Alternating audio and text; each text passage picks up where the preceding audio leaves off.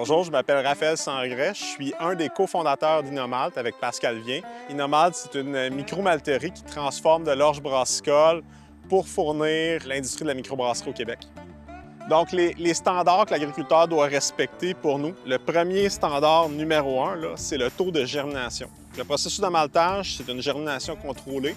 Si le grain ne germe pas, on n'est pas capable de faire du malt avec. Ensuite, il y a la pré-germination. Un grain qui est pré-germé va mourir dans l'entreposage. Puis après ça, c'est des standards qui sont similaires, en fait, à ce qu'on verrait dans l'orge conventionnelle. Fait que la taille, les niveaux de protéines, puis les donnes. C'est juste que tous ces paramètres-là sont adaptés, en fait, à la microbrasserie comparativement à un orge standard. Je m'appelle Luc Lévesque, propriétaire du maltraiteur malterie artisanale à Trois-Rivières.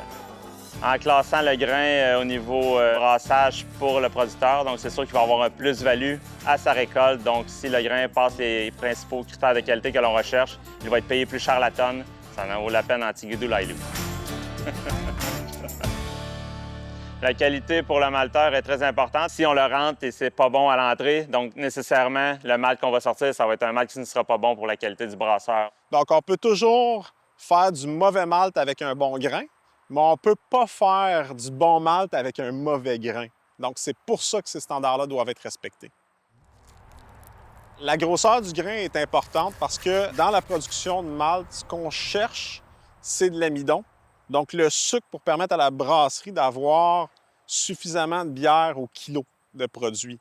Un grain qui est petit va avoir moins d'amidon, mais va avoir aussi beaucoup plus de protéines dans le processus, contrairement à un grain qui est plus gros, qui lui va être chargé en amidon comparativement aux protéines.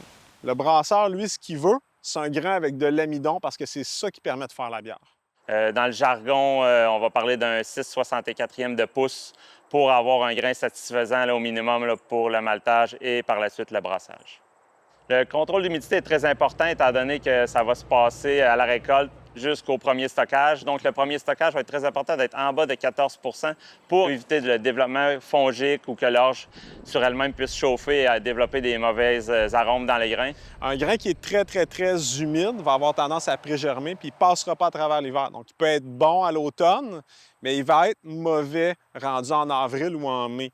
Donc, c'est un des problèmes majeurs. En fait, c'est la mauvaise gestion de l'humidité à l'intérieur de l'entreposage.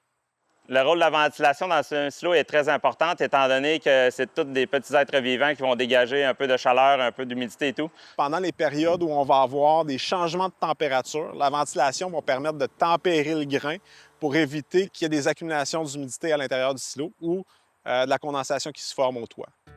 L'orge brassicole doit être entreposée en grande partie chez les producteurs, étant donné que les malteries ne peuvent pas toutes prendre ce volume-là d'un coup. Deuxièmement, si on va aller chercher encore plus de primes, plus on entrepose longtemps, il y a des primes à l'entreposage à chaque mois.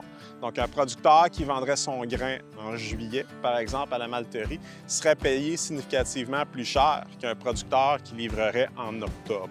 Donc, l'avantage de l'entreposage, c'est d'être capable d'aller chercher une prime supplémentaire.